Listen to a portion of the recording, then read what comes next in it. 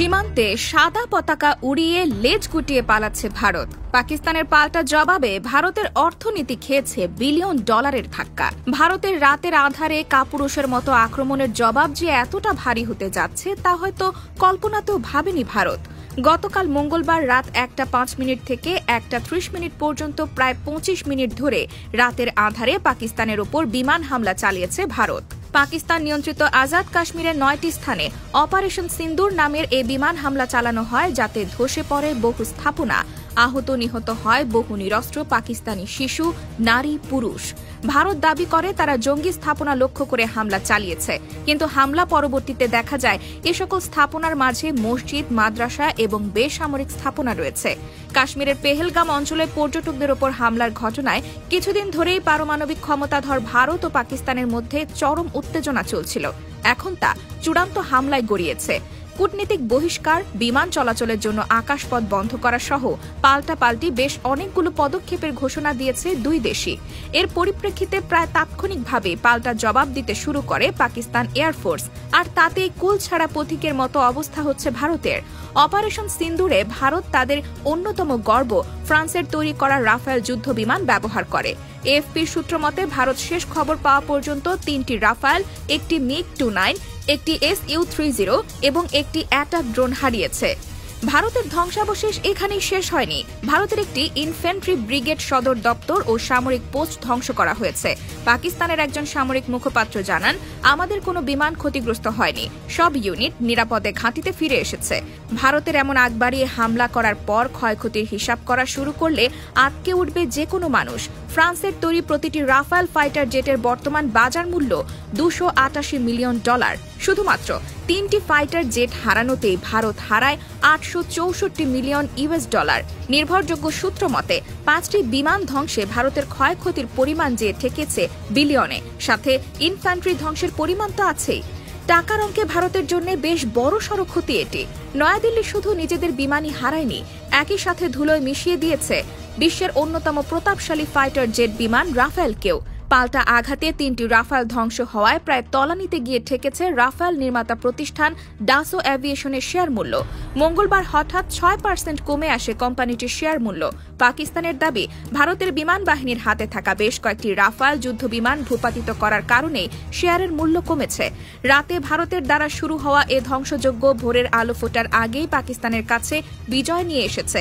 কয়েকটি সংবাদ সংস্থার মতে লাইন অফ অ্যাকচুয়াল কন্ট্রোলে ভারত দ্বারা সাদা পতাকা উড়াতে দেখা গিয়েছে। এ যেন লেজ গুটিয়ে পালানোর সমতুল্য, কিন্তু অফিসিয়াল এখনো কোনো ঘোষণা আসেনি এবং জানা যায়নি ভারত আসলে পরবর্তীতে কি করতে চায়। কিন্তু বলা যেতে পারে ভারতের এই আক্রমণ সরাসরি যেন মহাযুদ্ধের দিকেই ঠেলে দিল দুই দেশকে। ভারতের এই হামলায় ইতিমধ্যে শিশুসহ অনেকেই নিহত হয়েছে। যদিও ভারত দাবি করছে তারা জঙ্গি ঘাঁটিতে আক্রমণ চালিয়েছে। পাকিস্তানের জাতীয় নিরাপত্তা কাউন্সিল এ ঘটনাটিকে জাতীয় সার্বভৌমত্বের ওপর হুমকি হিসেবে দেখছে এবং ভারতের সীমানার ভেতর অপারেশন চালানোর অনুমতি দিয়েছে সেনাবাহিনীকে।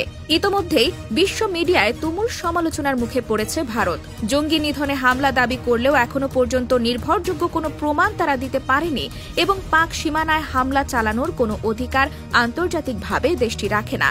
ভারতীয় সংবাদ মাধ্যমের দাবি অনুযায়ী পাকিস্তানের প্রায় 70 জন মারা গিয়েছে, তাদের মধ্যে ছোট ছোট বাচ্চাও ছিল।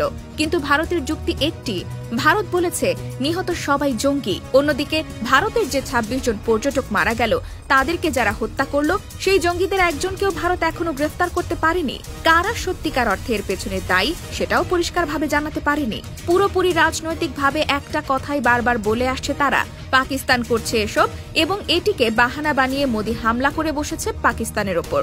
ম্যাট বায়ের প্রতিবেদনে এ হামলাকে অনেকটাই মোদির রাজনৈতিক মোটিভ হিসেবে দেখা হচ্ছে। বারবার পাকিস্তানের বিপক্ষে শোরগোল তুলে জঙ্গি জঙ্গি আওয়াজ তুলে মোদি দেশের মানুষকে যেন জানান দিতে চাচ্ছেন, দেশ বাঁচাতে হলে, হিন্দুদের বাঁচাতে হলে আমাকে ভোট দাও। 1947 সালে বিভক্তির পর থেকে দুই দেশ একে অপরের প্রতিদ্বন্দ্বী হয়ে আছে। এ সময় একাধিক যুদ্ধে জড়ানোর ইতিহাস রয়েছে তাদের। ভূরাজনৈতিক প্রেক্ষাপট বিবেচনায় নিয়ে দীর্ঘ সময় ধরে উভয় দেশ উল্লেখ করার মতো সামরিক শক্তিও বজায় রেখে চলেছে। 1999 সালের কার্গিল সংঘাতের পর প্রথমবারের মতো পারমাণবিক যুদ্ধের আশঙ্কা সামনে আসে। এরপর থেকেই দেশ দুটির মাঝে সামরিক প্রতিযোগিতা বেড়েই চলেছে। বিশ্বে সামরিক শক্তি এবং অস্ত্রশস্ত্র সম্পর্কে ধারণা তুলে ধরে গ্লোবাল ফায়ার পাওয়ার।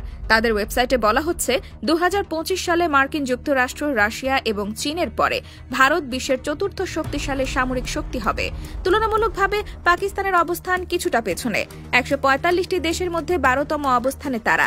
Swedish think tank Stockholm international piece research ইনস্টিটিউটের একটি প্রতিবেদন অনুযায়ী 2024 সালে পাকিস্তানের তুলনায় প্রতিরক্ষা খাতে 9 গুণ বেশি ব্যয় করেছে ভারত। সে প্রতিবেদন অনুযায়ী 2025 সালে ভারত তার প্রতিরক্ষা খাতে প্রায় $86 বিলিয়ন সমপরিমাণ অর্থ ব্যয় করার পরিকল্পনা করেছে, যেখানে পাকিস্তান 2024-25 অর্থ বছরে সশস্ত্র বাহিনীর জন্য $10 বিলিয়ন কিছু বেশি বরাদ্দ দিয়েছে। সেনা সংখ্যায় এগিয়ে রয়েছে ভারত। গ্লোবাল ফায়ার পাওয়ারের মতে ভারতের মোট সক্রিয় সৈন্য 14.5 লাখের কিছু বেশি। অন্যদিকে পাকিস্তানের সৈন্য সংখ্যা 6.5 লাখের কিছু বেশি। রিজার্ভ সেনা বা প্যারামিলিটারি বাহিনীর ক্ষেত্রেও এগিয়ে ভারত। কাগজে কলমে সংখ্যার বিচারে ভারত এগিয়ে থাকলেও পাকিস্তান সেনাবাহিনী ভৌগোলিক এবং সামরিক পরিমাপে বেশ এগিয়ে। ইতিমধ্যেই ধারণা করা হচ্ছে পাকিস্তান ভারতের বিমান ভূপাতিত করার অন্যতম কৃতিত্ব চাইনিজ ওয়ারফেয়ারের, এবং তারা একই সাথে তাদের তৈরি ইলেকট্রনিক অ্যাটাকও ব্যবহার করেছে, যা জ্যাম করে দিতে পারে ইন্ডিয়ান বিমানগুলোর রাডারকে। প্রতিপক্ষের আকাশসীমায় রাডারহীন বিমান চালানো মৃত্যুর মুখে ঝাঁপ দেওয়ারই সমান বলা চলে। ইতিমধ্যেই পাকিস্তানকে প্রত্যক্ষ সমর্থন জানিয়েছে তুরস্ক। ধারণা করা হচ্ছে সম্মুখ যুদ্ধে না হলেও ভারত পাকিস্তান যুদ্ধ হয়ে উঠতে পারে আমেরিকা চীনের অন্যতম প্রক্সি ওয়্যার স্থল। চীন গত কয়েক দশক যাবৎ অর্থনৈতিক এবং সামরিক সহায়তা দিয়ে আসছে পাকিস্তানকে। অপরদিকে ইসরায়েল এবং ট্রাম্প প্রশাসন এর ব্যাপক সমর্থন দেখা যায় মোদির প্রতি।